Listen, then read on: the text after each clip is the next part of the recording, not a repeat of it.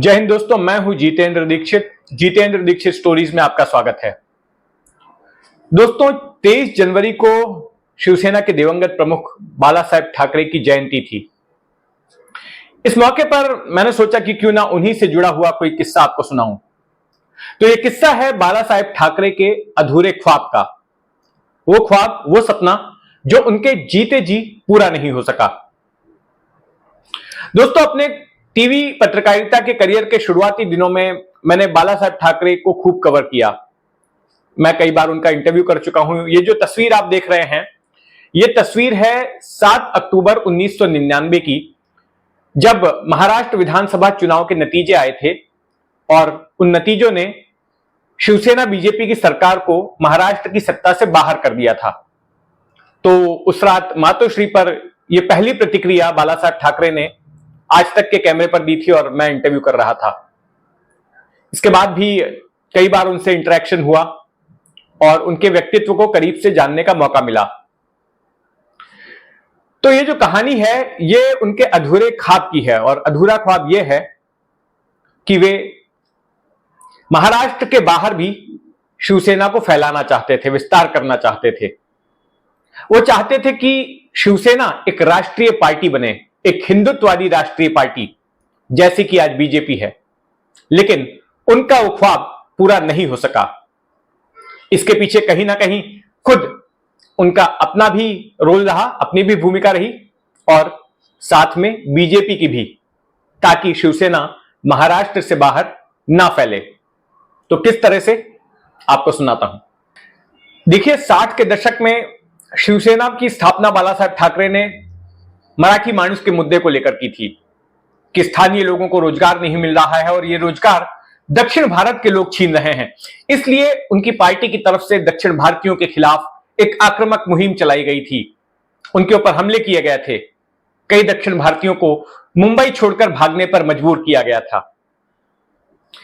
लेकिन कालांतर में जैसे जैसे पार्टी आगे बढ़ी तो उन्हें एक बात समझ में आई कि ये जो प्रांतवाद का मुद्दा है, ये मराठीवाद का मुद्दा है, ये पार्टी के लिए सिर्फ मुंबई और ठाणे जैसे शहरों में ही रेलेवेंट है, वहीं पर प्रासंगिक है और इससे पार्टी का विस्तार और बाहर नहीं हो रहा है।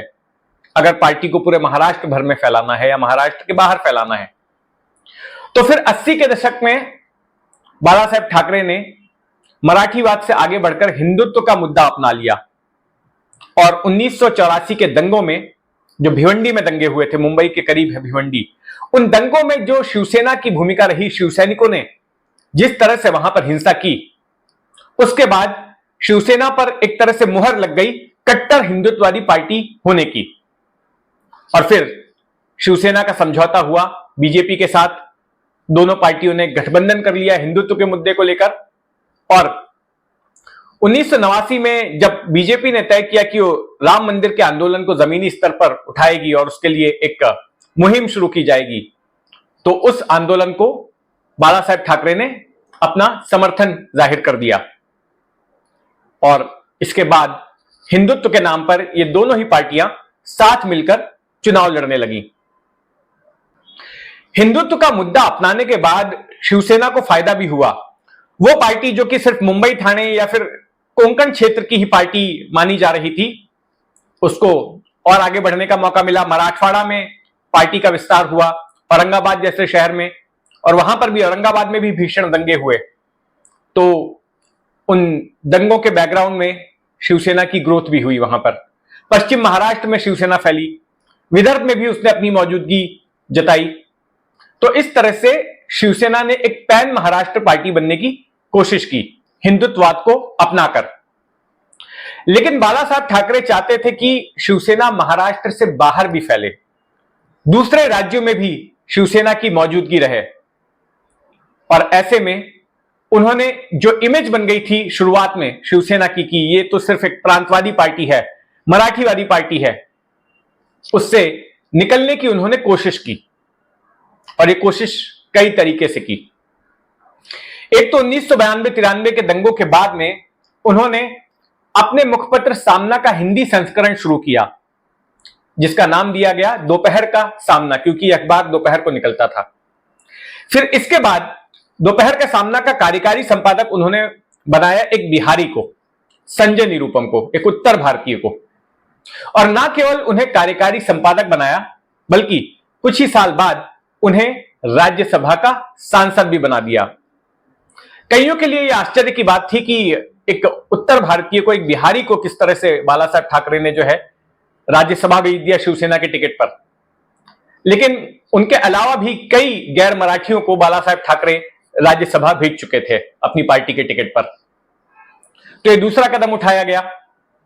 तीसरा कदम यह उठाया गया कि 1996 में बाला साहब ठाकरे ने एक उत्तर भारतीय महासम्मेलन का आयोजन करवाया मुंबई के अंधेरी स्पोर्ट्स कॉम्प्लेक्स में। और यह एक ऐसा इवेंट था जिससे कि बाला साहब ठाकरे ने यूपी और बिहार के लोगों को साथ में जोड़ने का प्रयास किया था। इस बीच बाला साहब ठाकरे जिस तरह के आक्रामक बयान देते थे, जिस तीखे तरीके से सामना के संपादकीय छपवाते थे, उससे उनकी उत्तर भारत में अच्छी खासी फैन फॉलोइंग हो गई। उत्तर प्रदेश में, जम्मू कश्मीर में, अगर पश्चिम भारत की बात करें तो राजस्थान में, दिल्ली तक में शिवसेना की इकाइयां बनने लग गई। और उत्तर प्रदेश में तो 1991 में शिवसेना के टिकट पर एक विधायक भी जीत कर आ गए, पवन पांडे। दिल्ली में भी शिवसेना ने अपनी अच्छी खासी मौजूदगी दर्ज कराई। एक बार जब बाला साहब ठाकरे ने ऐलान किया कि पाकिस्तानी क्रिकेट टीम को हिंदुस्तान की जमीन पर क्रिकेट नहीं खेलने दिया जाएगा, तो उनके इस आदेश के बाद पाकिस्तान के साथ होने वाले मैच से पहले दिल्ली के फिरोज शाह कोटला मैदान की शिवसैनिकों ने पिच खोद डाली, ठीक उसी तरह से जैसे मुंबई के वानखेड़े स्टेडियम में पिच खोदी गई थी। इसके अलावा दिल्ली के शिवसैनिकों ने कश्मीर के अलगाववादियों के कार्यक्रम में भी हंगामा किया, कुछ अलगाववादी नेताओं की पिटाई भी की, और वक्त वक्त पर कई ऐसे कार्यक्रम लिए जो कि शिवसेना को उत्तर भारत में और दिल्ली जैसे शहर में विस्तार करने के लिए मदद कर रहे थे।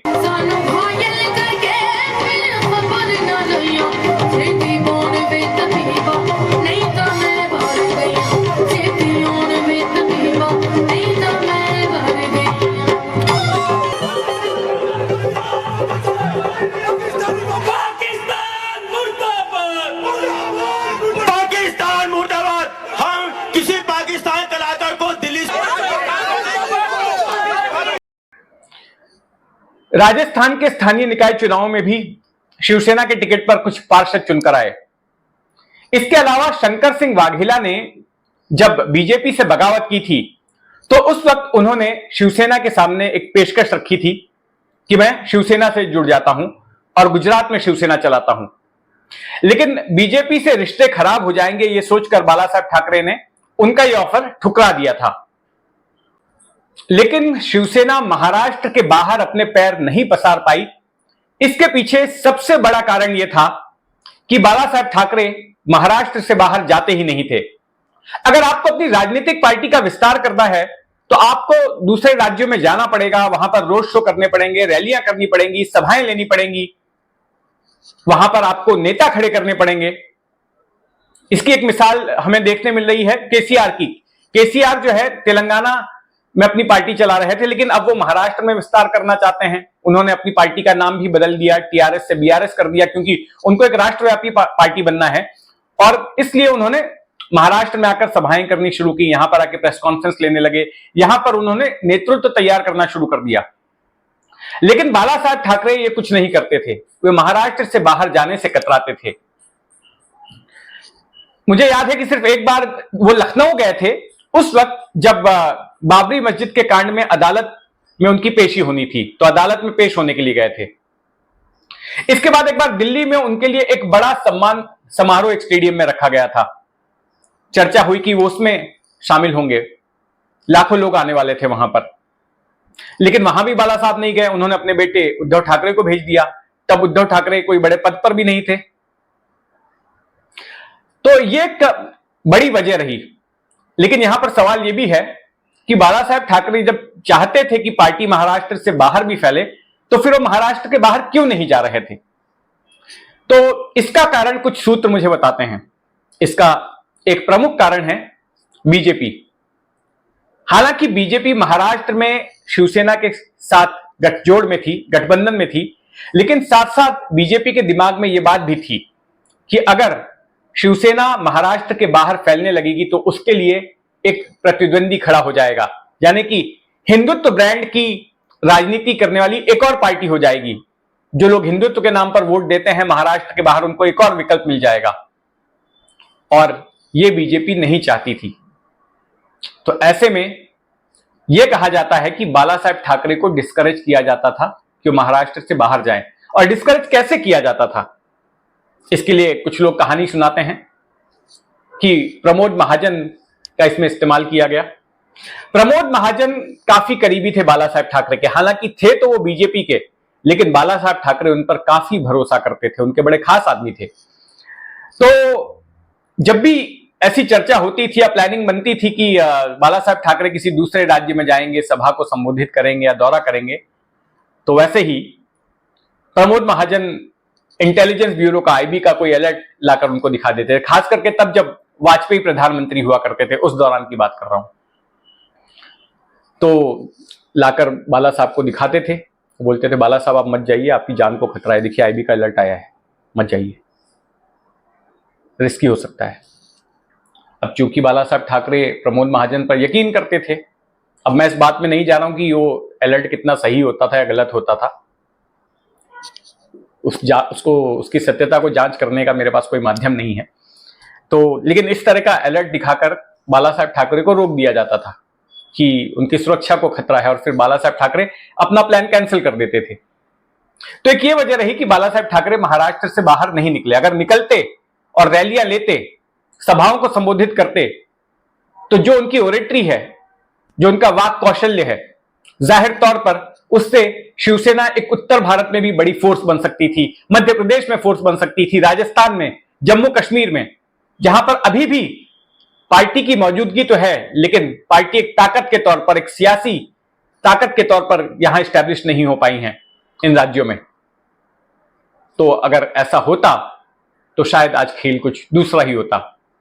अब उनके बेटे भी जो है उद्धव ठाकरे, वो भी जाने से कतराते हैं। उनके बारे में तो लोग ये कहते हैं कि जब वो मुख्यमंत्री थे तो अपने घर से बाहर नहीं निकलते थे, मंत्रालय ही बहुत कम बार गए। खुद शरद पवार ने उनके ऊपर कटाक्ष किया, तो दूसरे राज्यों में क्या जाएंगे। हालांकि वे भी अयोध्या गए, मुख्यमंत्री बनने के पहले भी और बाद में भी, लेकिन वो एक बीजेपी को संदेश देने के लिए कि अकेले तुम ही हिंदुत्ववादी नहीं हो, हम भी हिंदुत्ववादी हैं। लेकिन उसका एजेंडा ये नहीं था कि पार्टी का वहां पर जो है पार्टी वहां पर स्टैब्लिश हो सके, पार्टी का वहां पर विस्तार हो सके। तो ये बात भी थी।